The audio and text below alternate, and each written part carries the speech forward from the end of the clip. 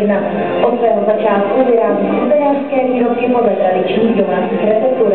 V prodejnách se snaží zákazníkům připravit příjemný nákup, jak ochotnou obsluhou, tak velkým výběrem dostupného zboží. Prioritou této nevelké firmy je vysoká kvalita vyráběného zboží.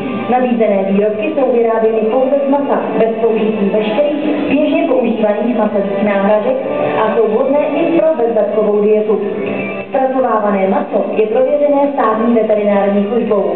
Kvalitu zboží zaručuje jak dlouholetá tradice, tak stále větší zájem zákazníků.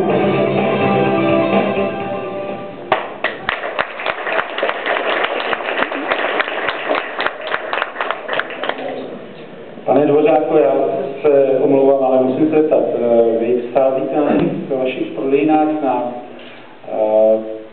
na krásu prodávajících? Já jsem viděl teď totiž váš doprovod. Především. Tak se to dívá na kvalitu veškerou.